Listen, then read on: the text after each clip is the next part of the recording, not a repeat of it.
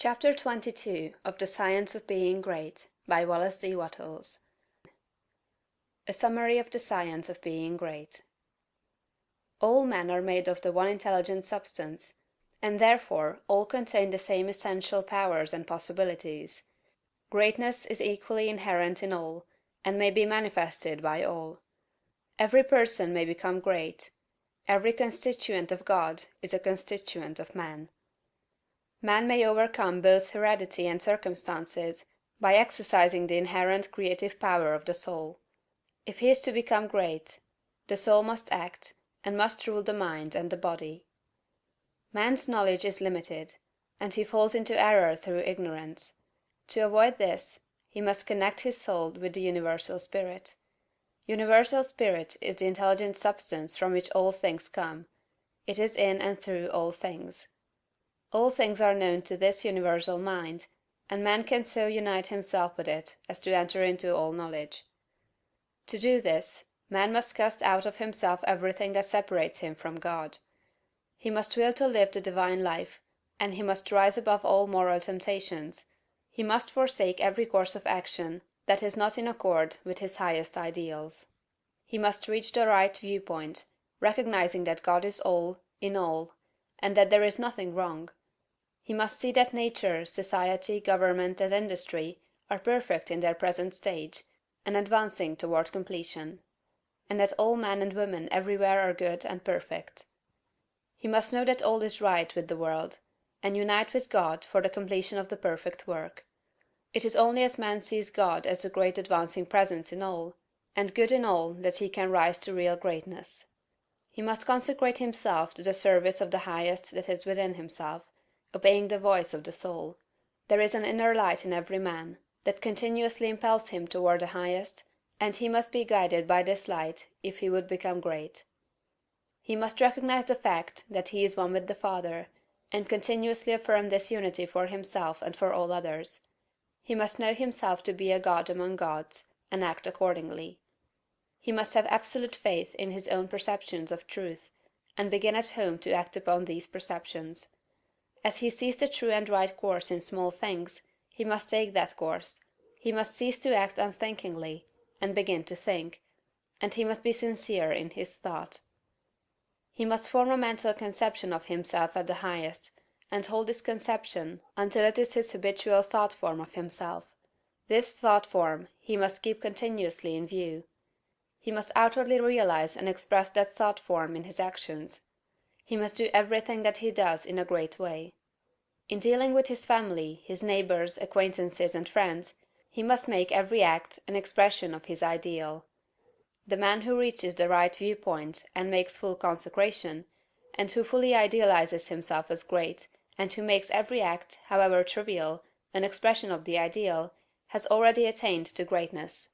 Everything he does will be done in a great way. He will make himself known, and will be recognized as a personality of power. He will receive knowledge by inspiration, and will know all that he needs to know. He will receive all the material wealth he forms in his thoughts, and will not lack for any good thing. He will be given ability to deal with any combination of circumstances that may arise, and his growth and progress will be continuous and rapid. Great works will seek him out, and all men will delight to do him honor. Because of its particular value to the students of the science of being great, I close this book by giving a portion of Emerson's essay on the Oversoul. This great essay is fundamental, showing the foundation principles of monism and the science of greatness. I recommend the student to study it most carefully in connection with this book. What is the universal sense of want and ignorance, but the fine innuendo by which the great soul makes its enormous claim? Why do men feel that the natural history of man has never been written, but always he is leaving behind what you have said of him, and it becomes old, and books of metaphysics worthless? The philosophy of 6,000 years has not searched the chambers and magazines of the soul. In its experiments there has always remained, in the last analysis, a residuum it could not resolve. Man is a stream whose source is hidden. Always our being is descending into us from we know not whence. The most exact calculator has no prescience that somewhat incalculable may not balk the very next moment. I am constrained at every moment to acknowledge a higher origin for events than the will I call mine. As with events, it is so with thoughts. When I watch that flowing river, which, out of regions I see not, pours for a season its streams into me, I see that I am a pensioner, not a cause, but a surprised spectator of this ethereal water, that I desire and look up, and put myself in the attitude of reception, but from some alien energy the visions come. The supreme critic on all the errors of the past and present, and the only prophet of that which must be, is that great nature in which we rest, as the earth lies in the soft arms of the atmosphere. That unity, that oversoul, with which every man's particular being is contained and made one with all other. That common heart, of which all sincere conversation is the worship, to which all right action is submission. That overpowering reality which confutes our tricks and talents, and constrains every one to pass for what he is, and to speak from his character and not from his tongue, and which evermore tends and aims to pass into our thoughts and hand, and become wisdom and virtue and power and beauty. We live in succession, in division, in parts, in particles. Meantime within man is the soul of the whole, the wise silence, the universal beauty, to which every part and particle is equally related, the eternal one. And this deep power in which we exist, and whose beatitude is all accessible to us, is not only self-sufficing and perfect in every hour, but the act of seeing, and the thing seen, the seer and the spectacle, the subject and the object, are one. We see the world piece by piece, as the sun, the moon, the animal, the tree, but the whole, of which these are the shining parts, is the soul. It is only by the vision of that wisdom that the horoscope of the ages can be read, and it is only by falling back on our better thoughts, by yielding to the spirit of prophecy which is innate in every man, that we know what it saith. Every man's words, who speaks from that life, must sound vain to those who do not dwell in the same thought on their own part. I dare not speak for it. My words do not carry its august sense, they fall short and cold. Only itself can aspire whom it will, and behold, their speech shall be lyrical and sweet, and universal as the rising of the wind. Yet I desire, even by profane words, if sacred I may not use, to indicate the heaven of this deity, and to report what hints I have collected of the transcendent simplicity and energy of the highest law.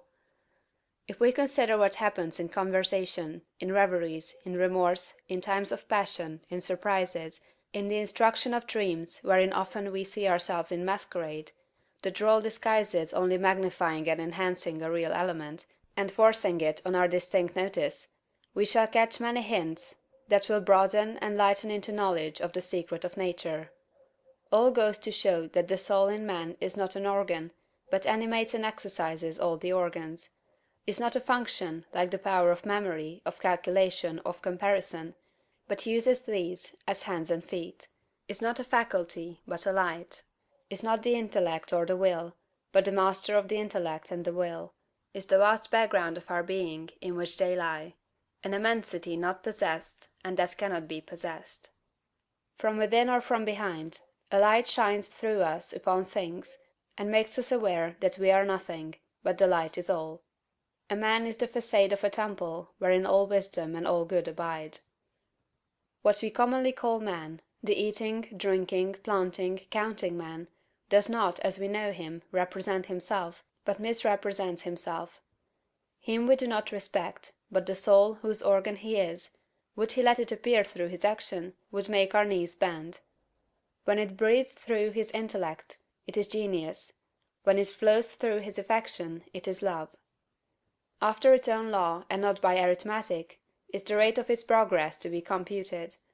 The soul's advances are not made by gradation, such as can be represented by motion in a straight line, but rather by ascension of state, such as can be represented by metamorphosis, from the egg to the worm, from the worm to the fly. The growths of genius are of a certain total character, that does not advance the elect individual first over John, then Adam, then Richard, and give to each the pain of discovered inferiority, but by every throe of growth the man expands there where he works, passing, at each pulsation, classes, populations of men. With each divine impulse, the mind rends the thin lines of the visible and finite, and comes out into eternity, and inspires and expires its air. This is the law of moral and of mental gain. The simple rise, as by specific levity, not into a particular virtue, but into the region of all the virtues. They are in the spirit that contains them all. The soul is superior to all the particulars of merit. The soul requires purity, but purity is not it; requires justice, but justice is not that; requires beneficence, but is somewhat better; so that there is a kind of dissent and accommodation felt when we leave speaking of moral nature, to urge a virtue which it enjoins. For, to the soul in her pure action, all the virtues are natural, and not painfully acquired. Speak to his heart, and the man becomes suddenly virtuous. Within the same sentiment is the germ of intellectual growth, which obeys the same law. Those who are capable of humility, of justice, of love, of aspiration, are already on a platform that commands the sciences and arts, speech and poetry, action and grace. For whoso dwells in this moral beatitude does already anticipate those special powers which men prize so highly. Just as love does justice to all the gifts of the object beloved. The lover has no talent, no skill, which passes for quite nothing with his enamored maiden, however little she may possess of related faculty; and the heart that abandons itself to the Supreme Mind finds itself related to all its works, and will travel a royal road to particular knowledge and powers. For, in ascending to this primary and aboriginal sentiment, we have come from our remote station on the circumference instantaneously to the centre of the world, where, as in the closet of God, we see causes, and anticipate the universe, which is but a slow effect. End of Chapter 22, and end of The Science of Being Great, by Wallace D. Wattles. Recorded by Diana Majlinger in March 2012.